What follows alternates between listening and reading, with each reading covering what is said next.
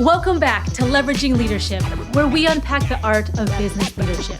I'm your host, Emily Sander, Chief of Staff turned Executive Leadership Coach. This show is all about finding your points of greatest influence and leveraging them to better serve those around you. My guests today are Adele Gambardella and Chip Massey. Adele has led crisis PR campaigns for Fortune 100 companies and a former U.S. president, and she's taught crisis communication classes at top universities. Chip is a former FBI hostage negotiator and spent 22 years as a special agent and was involved in investigating the 9/11 terrorist attacks. Together, they have co-founded The Convincing Company, blending PR and crisis negotiation to offer consulting and training to tech startups and Fortune 500 companies, and I'm assuming everything in between. Adele and Chip, welcome to the show. Thanks for being here. Thank you for having us. It's a pleasure. Thank you. By way of background, just for context, Adele, can you kind of tell us when you first realized you were good in a crisis and how that translated into PR? Let's actually got a parallel to Chip's experience, which I was in New York City for 9/11. And I was working in an office building and 9/11 happened. And instead of being freaked out like other people were, I got eerily calm. I calmed people down around me. And that was really the genesis of it. And I realized I'm really good in a crisis. And I grew up in a pretty my family's a little crazy. So I think having that experience was probably set me up to be really good at it. That's awesome. That's awesome. And Chip, I'm genuinely curious about your journey. How does one go from a Methodist minister to an FBI hostage negotiator? And what are some unexpected skills that helped you from one to the other? Yeah. Well, I always had an interest in long-term investigations. I think the movie Mississippi Burning, which predates you, Emily, and most of your audience, but the wind up there was that the FBI was called in to go against the Klan. And I just thought that was remarkable that there was a government entity that was actually out there working for good. And I kind of, started being interested at that point. But I didn't, I didn't connect all that until later on in life when after college, I went to seminary and I became a Methodist minister for 6.5 years. And in there, what I learned was I really liked helping people every day, but there were so many other little things that weren't as enticing for me. And I needed a little bit more excitement. So that's when I applied to the FBI. And what I found in my journey there, Emily, was that, the idea of working in a crisis, I spent a lot of time helping families and so forth work through their own individual and family crisis. And I got a lot of enjoyment in terms of that I could help people. It meant a lot. It was a lot deep satisfaction. Same too in the Bureau. And I found that the skill set, when I became a hostage negotiator, there was a lot of complementary skills within that from the ministry as well. So it all kind of worked together. Beautiful. And what I'm hearing, I'm kind of sensing a Mission Impossible meets Mad Men situation. So I'm wondering how did you two come together to co-found The Convincing Company? Did one of you have to negotiate with the other to do that? Was that a strategic collaboration? How did that go? I would say I had to negotiate a little bit because, no, Chip might say no, but essentially we met at an entrepreneurial dinner. I said what I did and then people went around the table and then Chip said what he did. And I was like, well, this could be really interesting and it could be an interesting combination. And I had been doing crisis management at that point for about 15 years. And one of the things I noticed was it was very hard to get executives in crisis situations to do what it is you want them and need them desperately to do very quickly. And I thought, wow, the skill set of somebody who is a hostage negotiator, what an amazing compliment that would be to people who are in corporate roles, whose reputation is on the line, whose company's revenue and could be on the line. And what a better person than somebody who used to be a hostage negotiator to go in and to get them to do what is needed and do that quickly, while being calm. What I will tell you is, I think one of the things that is a really nice compliment of Chip and I is I figure things out super quickly. So like within 15 minutes of a conversation with like a CEO or a team, I know what the first like 5 steps are, how we can respond in under 4 minutes to a crisis situation. And that's any crisis situation. While I could tell somebody, hey, these are the things, these are the exact steps I know that work that I've used hundreds of times in crises, they're so emotionally attached to being attacked, how unfair something is, that it doesn't matter that even though logically what I'm saying is exactly what they should do, someone like Chip to come in and use his skill set, and I'll let him talk about what that is, to help the executive make the decision, move along, go along quickly with what we need them to do, is something that no other PR firm or crisis management firm has at their disposal. So I think that's just a really unique differentiator for us. So Chip, what do you do? Right? Like, it's one of those. Yeah, exactly. It's like Adele pointed out, Emily, is that you know, the FBI is kind of set up to be a crisis work agency. It's kind of our main thing. And so whether it's investigating cases, responding to mass events, there's an element of crisis in every one of those. And they say you rise to the occasion, but you fall back on your training. And that's kind of where we see a lot of these companies is that they're great at what they do. They're day to day and handling the little bumps. But when it gets to the Adele level of things, your professional reputation's on the line here. Your company is could go in serious decline. A lot of bad things can happen.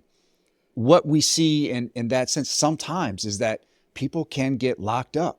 They can, they don't know how to handle this kind of new environment that they're in.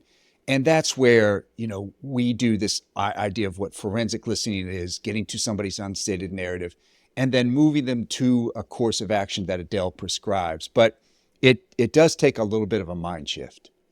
Yeah. So I'm going to unpack that a little bit. So Adele, what is the golden rule for the first 48 hours when an executive has this reputational crisis and it's like make or break, like whatever you do in the next 48 hours is going to make or break you? Yeah. So, I mean, I would say, and I think it's so interesting, Emily, that you say 48 hours, right? Because you really don't have that much time, even probably now. 48 hours feels like an eternity when a crisis is happening because people fill that in. They fill in. If you don't provide some kind of statement or holding statement or ways at which you're going to address an issue, people play Mad Libs with your brand, right? That's that like game where you go adverb, and then they'll just throw things. I mean, and you see this happen in some of the most high profile situations out there, like the whole Blake Lively scandal that happened with her that ends with us, movie.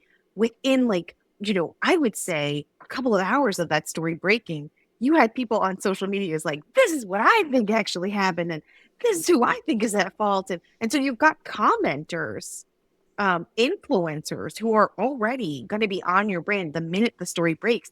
So you've only got like really a couple of hours to respond. So every company, every individual who thinks they could be at risk or at target, which is probably more so now than ever before, should have a statement that says, we're working on it. Here's where we're going to get back to with a response.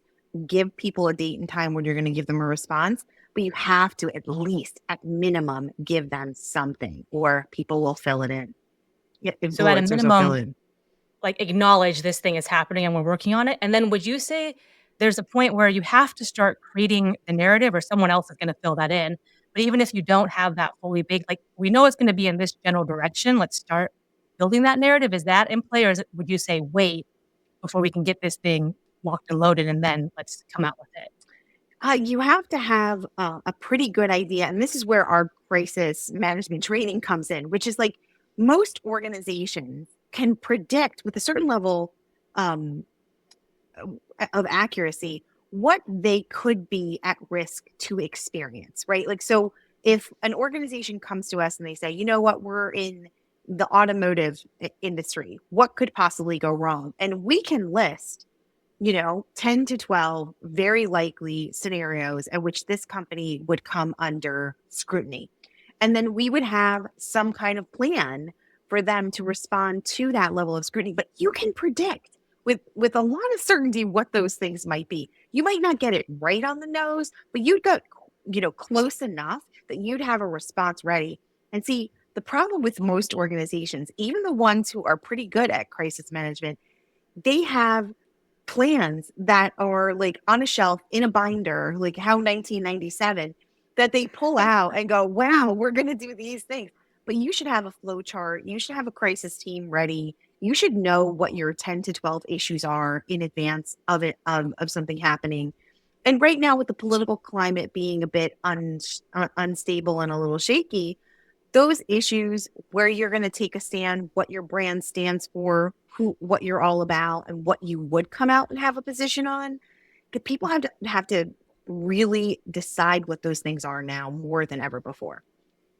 Yeah. So it sounds like, I mean, there's a big element of this that's be proactive. Like there's a huge planning process, and hopefully you will never have to use these plans. But if you do have to have them, they're right there at the ready. And for some reason, we were just rewatching The Crown, and for each of like the royal family members, they had like, Operation London Bridge, which is like the Queen dies and everyone knows what to do, which is a very sad occasion. And then I'm also thinking, for like cybersecurity attacks, people have plans. Like there's like code red, code black, like here's our different plans, and everyone knows what to do in those situations. So it kind of sounds like this fits in with like, if you're going to be prepped for some of these things that can happen, you need to have these different scenarios and contingency plans built out in advance. Yes. And I will give you a perfect example. Right before COVID hit, one of our clients paid us to do crisis management for them right before COVID. And so they were the Infectious Disease Society of America. Okay.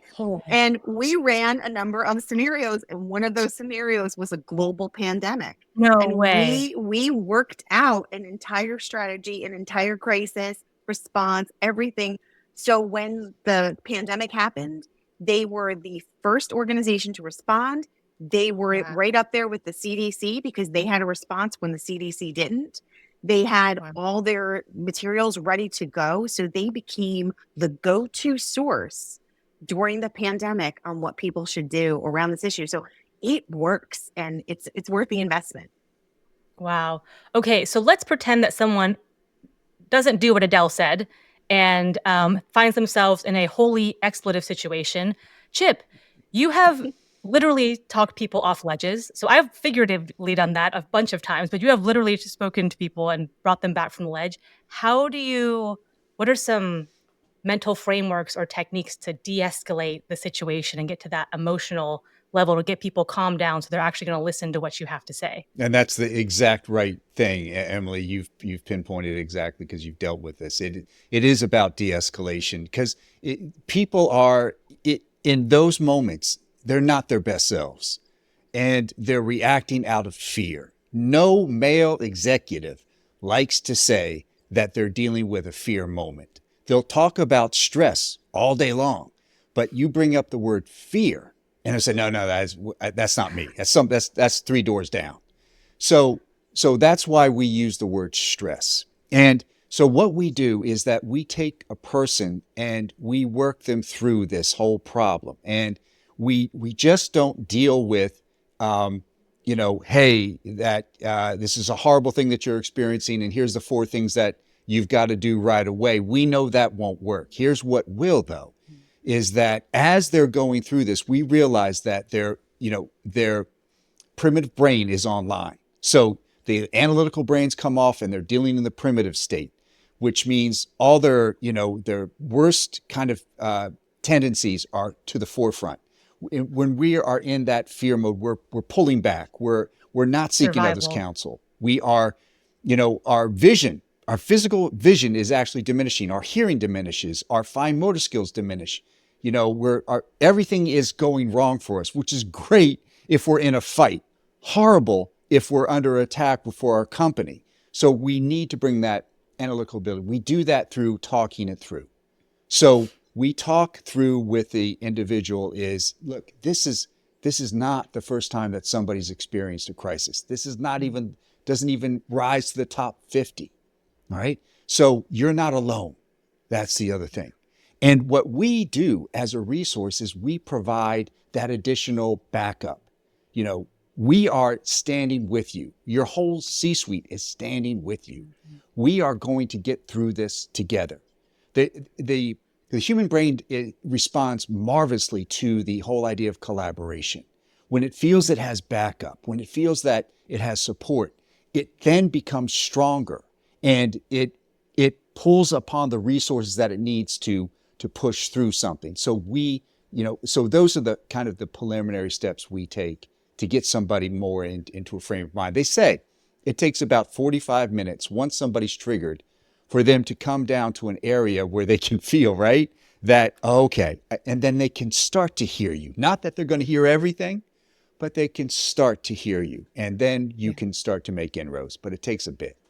Yeah. And just to highlight it, they're literally not in their right mind because, as you mentioned, like their neocortex shuts off and they're in the amygdala. So they're like, reptilian brain, how do I survive? Yes. And I think we've all felt, when we feel trapped, Mhm. right? Like backed into a corner, we have no option.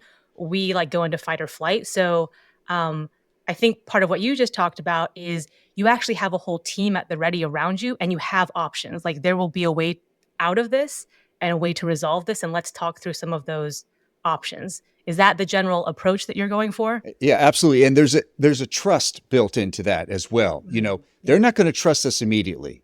You know, no one trusts the FBI hostage negotiator who's, trying to talk somebody to put a gun down, right? But eventually they will, because they'll see the competence of Adele. They'll get a sense of who and what we are. Those things will start to seep in. And when that layer of trust is built, then, again, there is a confidence that comes with that. How do you build trust in that shortened amount of time? Because I mean, you can build trust over like weeks and months and years, certainly, but if you have to cram it into, an hour, how do you do that? And that's a great point. And the thing I missed saying is that it's not that, anyone trusts me, from jump. It's that they see me as somebody they could trust down the road, so that when they first meet Adele and I, it's like, okay, who are these two? They're sizing us up. They're getting the sense, okay, what can I say to them, and what am I feeling like I can't? And after a while, it's okay, I can see myself trusting them. That's what the brain does. Not instant, but I can see myself, Possibility. Yes, that's what it is. And That's the what other it is. thing that we find happens a lot, Emily, which is such an interesting thing that occurs when people are in a crisis, is this idea of fairness and proportionality. So, like, people are so focused on this is so unfair. People are blowing this out of proportion. We've done the right thing for 20 years. We messed up once. The world is, treating your issue like a firestorm. Well, put on your flame retardant vest because, you have got to deal with what's going on and what's right in front of you. And so a lot of times we'll talk to executives about like, you are going to feel this and you're going to feel it for a while. And you're not going to come out of this feeling of crisis for about 2 weeks. And then it will break and it will likely happen again.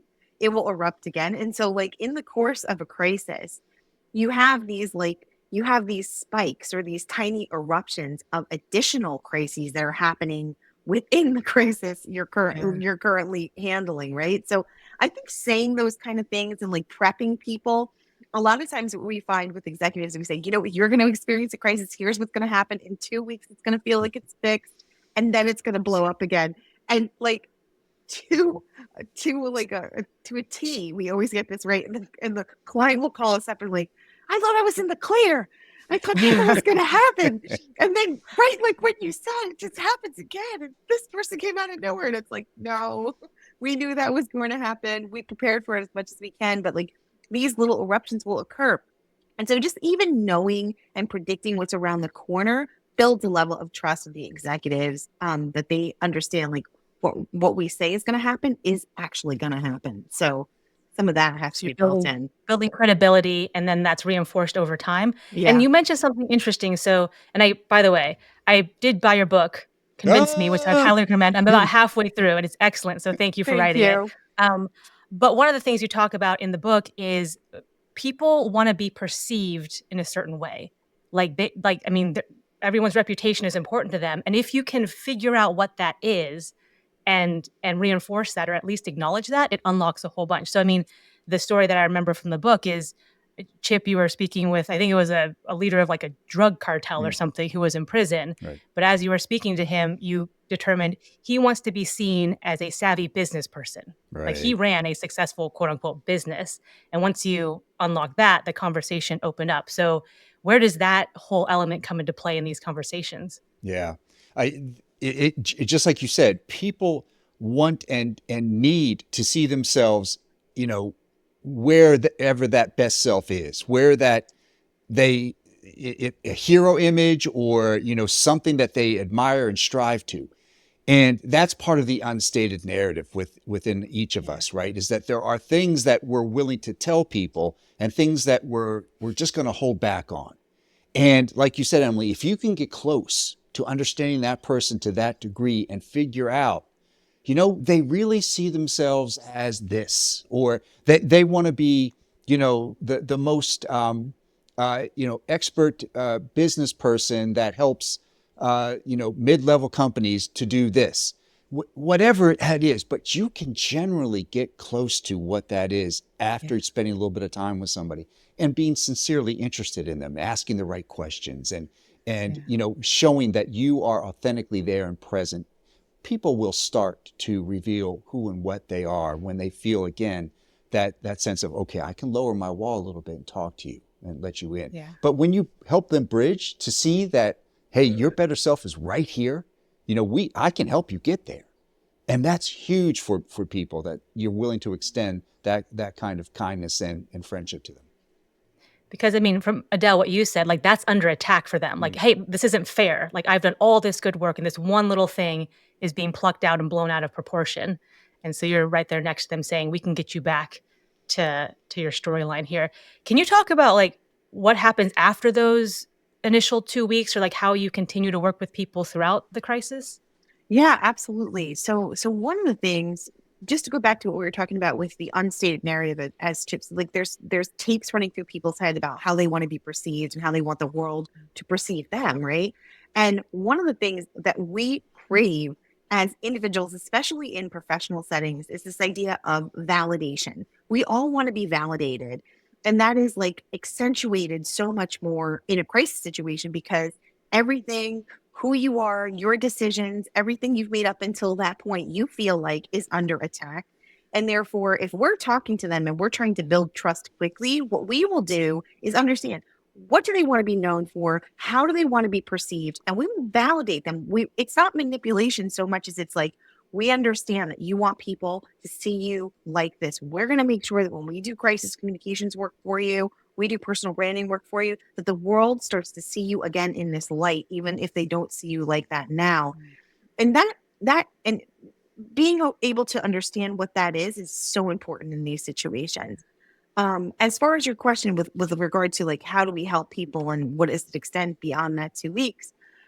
Essentially, you know, crises don't just like happen in like, they do happen in a burst, and then you have a bunch of residual um, things that occur as a result of that crisis. So it's not just like the crisis happens, your reputation is like automatically tarnished. It kind of happens more in like bursts where they go, well, how did you respond to it? Did I like the way you responded to it? Do I feel you have credibility in the way you responded to that issue? Are you somebody I know, like, and trust and can see myself trusting again, even though you made a misstep? Do you take responsibility for the mistake? How do you take responsibility for the mistake? Is it upfront? Is it apologetic? Is it, here's what we're going to do to fix that problem? And how often do you update people? Because all of that stuff is going to build additional trust.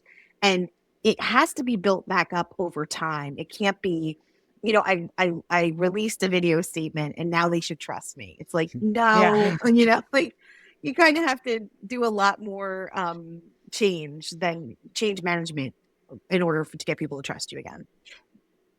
What is the difference between if someone's a public figure and they already have like a brand and narrative around them versus you're trying to like introduce this person for the first time and like course correct something that's happening?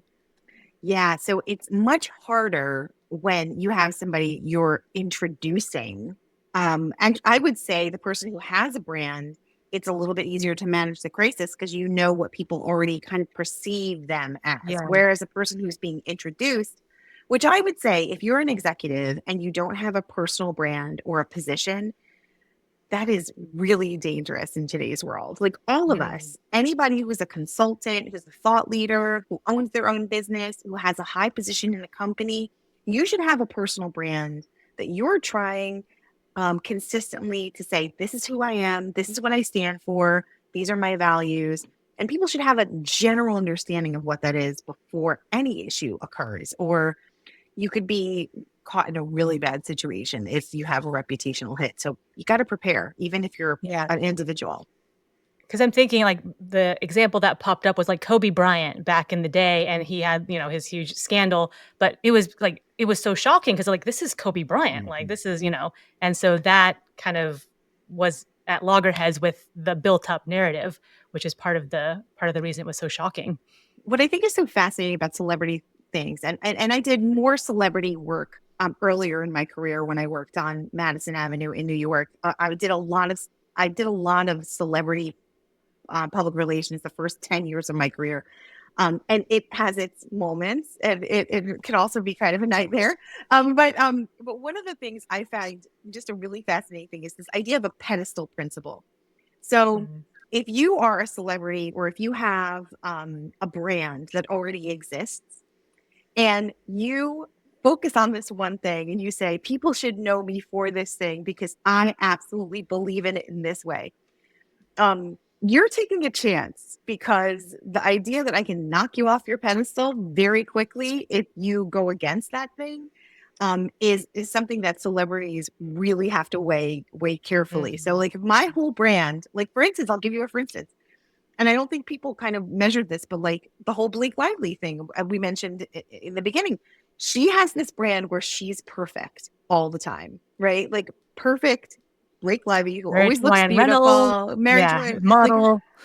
yeah, her best friend's Taylor Swift. It's like her life is seemingly perfect, right? She has a baby and is a size 2 within 2 weeks. Like, right? I mean, she has a perfect life. As soon as that became an issue where it's like maybe she's not as good as she says, then you saw that narrative take over Hollywood. It's like, here's the following ways at which she's not as perfect as she may have made herself out to be. And then all of a sudden she's totally under attack. Think about that in an executive context. It's the same. It's like if you say, I'm altruistic in the following 5 ways, and those 5 ways can then get questioned, you have much more to answer to. So be careful about what position you take, who you say you are, because it can come back to bite you, basically.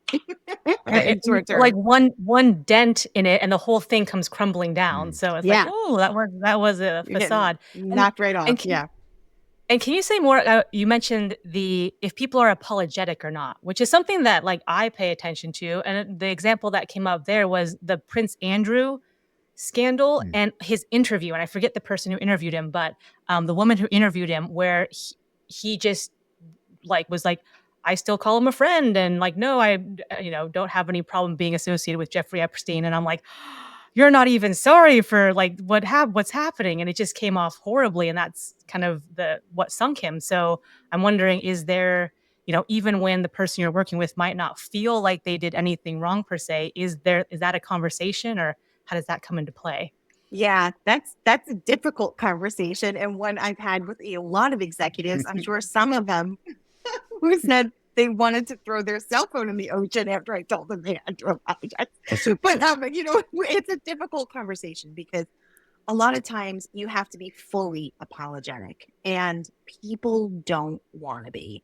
And so there is a level of sincerity you have to have with Yeah. with the apology. So if you apologize, I used to say you can't apologize with a caveat. You can't say I'm Uh, sorry, but right. but I'm sorry, but he's my best friend and I still like him, even though the world says he's a horrible person. It's like, no, no, no, no, no. That doesn't work, right? So you can't apologize with a caveat. It completely takes everything you said out of question. So when apologizing, there really is an art to it. And there is a way in which you have to be sincere or people just won't buy it. Most people won't buy it. yeah. Yeah.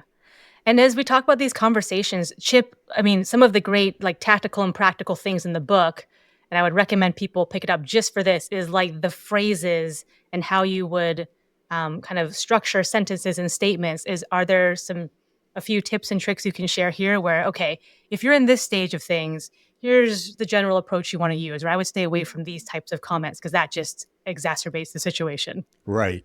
Anything that, and this is something that Adele drills home all the time, is anything that shows defensiveness. Mm, That, oh, okay, yes, this thing happened and it was a bad thing, but it wasn't us. It was actually this, and they try to take you down a lane.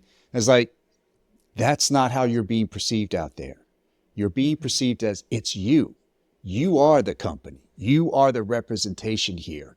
And it has to come from you. There, like Adele said, there is no caveat. It's here. So when you apologize or you're making these statements, make sure that it is defense free. And that is, you are completely taking responsibility for it. You're not going to blame a number two. You're not going to blame the weather. This is you. And that's really what people resonate with, right? It makes us trust you more if you're willing to say, yeah, I got to own this. I am the head here. So this does, hit with me.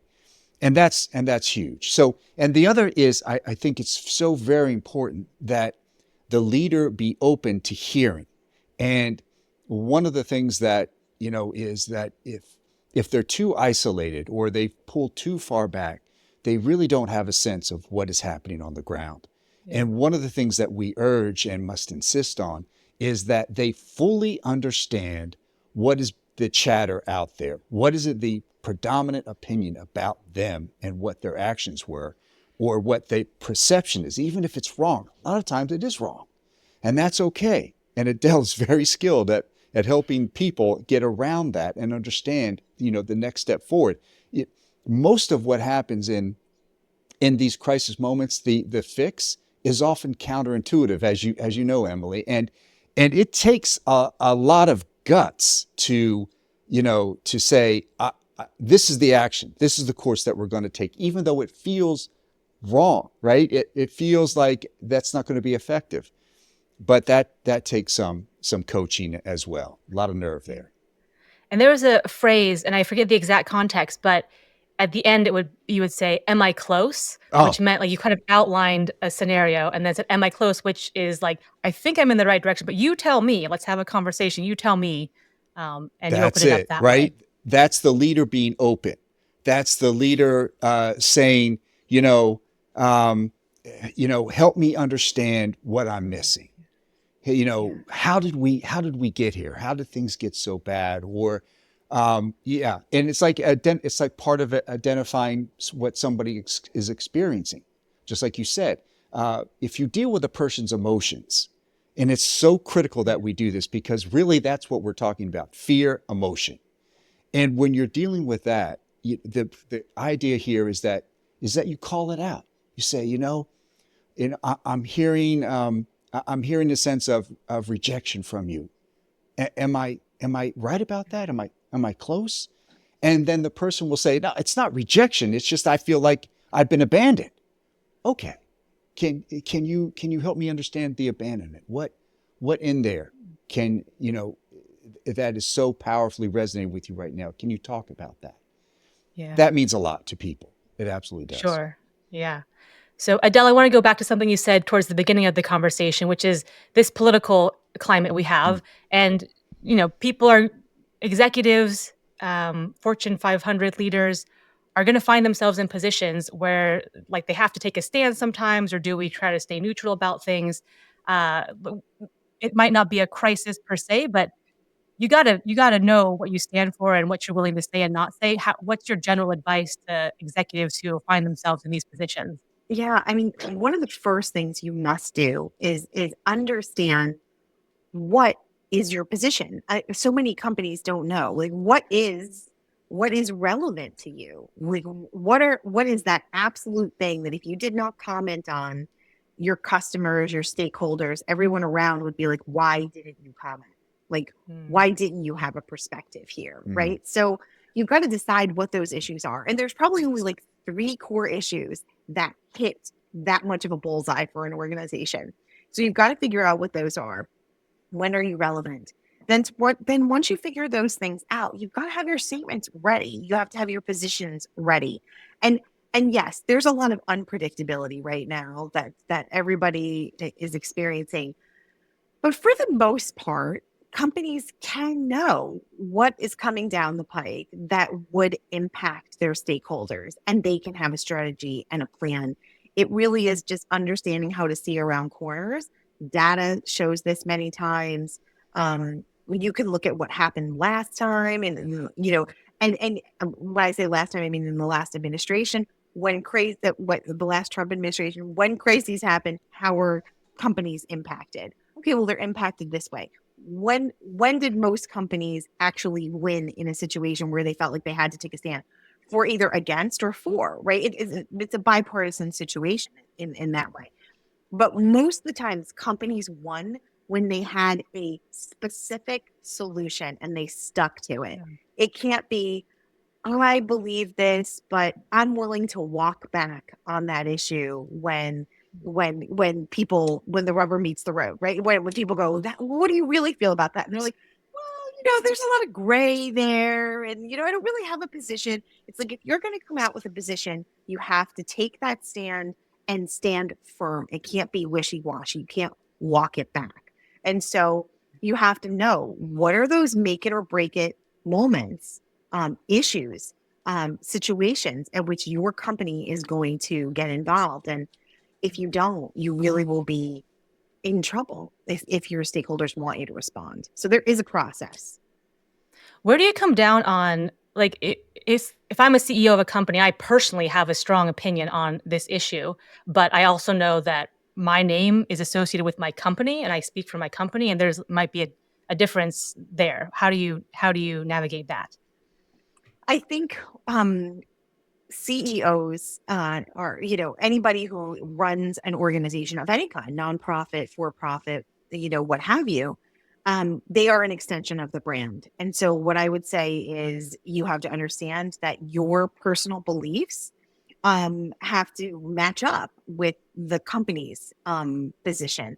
And if they don't, it's very difficult to come out and say otherwise. And you're making a conscious choice, and that could negatively impact the company. Yeah. And then, just in all of your experiences, what have you seen people believe with the least amount of evidence of it being true? Oh, Chip, do you want to answer that? I don't know that one. Okay. Yeah. Ask me that question one more time. What do they believe with the least amount of Yeah. evidence? What have you seen people believe, like about themselves or the world, anything, with the least amount of evidence of that actually being true? I think that they believe that the world will forgive them for whatever it is they did wrong, without them doing anything to fix it. Like, it'll just go Oh, away. wow. It'll It'll just just go go away. away. It'll go away on its own.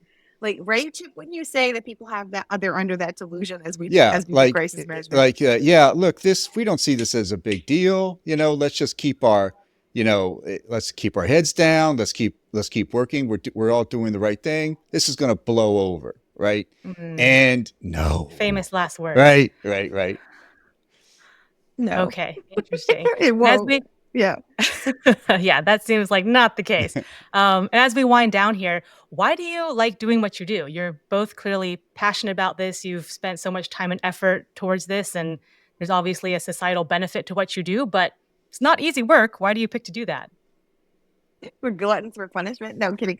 I think no, honestly, I think one of the things that we see happen in these crisis situations is we are able to take someone who is really in the worst moment of their professional career, walk them through it, make them feel better about what is happening, give them solutions that are action oriented, give them an approach that's proven, and then give them a plan for how to bounce back. But we see opportunities in almost every crisis that we help people with. There's almost never a situation at which we've walked in and we go, "Oh, this is absolutely hopeless." There's maybe a few times. I don't know. I might take that back. Just kidding. But no, there's always some opportunity within the crisis to either fix, repair, rebuild. And so giving people that sense of it's not the worst thing that could happen. Here's how you rebuild. I think that's very satisfying. And we've made so many good friends who we've seen through these situations who really value what we've been able to do. And that feels really good. Chip? Yeah, I would say I'm always amazed at in these instances that Adele sees so much potential that it's kind of like doing an audit in some way, like if a business were to bring you in and to say, hey, where there might be more opportunities that we might be missing here.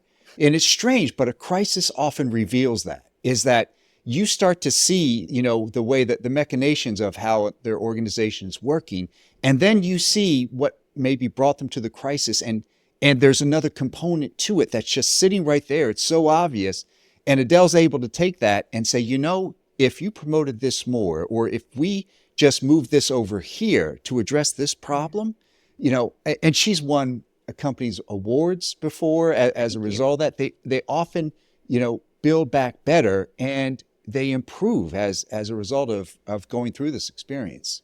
One thing I would say, Emily, is one of the key things that Chip brings to the table and that we wrote about in the book that I think is just really critical is this idea that we all have really great skills that we can bring to the table. And we can offer people when we're dealing with leadership in a variety of situations, right? You can come in and you can say, these are the 5 things you can do and you have to do right now. These are the 5 things that my expertise says you should be doing now. It doesn't matter. It does not matter if they are not willing to hear it, to do it, to accept it emotionally. It doesn't matter. So one of the things Chip brought our company in crisis situations is I could tell them what to do, but he could make them want to do it. Yes. And most of us don't know those skills. We don't have those skills because we're not intrinsically taught. We're taught how to do it, but we're not really taught how to convince someone else they should. And that's the hole in the market I think our book fills for people. We're giving you all the tools to get someone to do what it is as the expert in whatever it is you do, whether it's marketing, change management, whatever it might be. They want to do it if you use the methods in our book. That's the thing. Yeah. Yes. And I would highly recommend the book, Convince Me. We'll have a link in the show notes. And then Adele, Chip, if someone's listening to this and says, oh my gosh, I need to get in touch, I want to put together my proactive plan and contingency plans, or, oh no, something has just hit, I need to have the bat phone to call these folks, where is the best place for them to find you? Sure. Go to convincingcompany.com and we have our information and contact information right there for you. Reach out and we'll get back to you within 60 minutes. That's our goal. Mm-hmm. Wow. 60 minutes. Okay. Beautiful. Adele, Chip, thank you so much. Thank you. If you enjoyed today's episode, please like, share, and subscribe wherever you get your podcasts.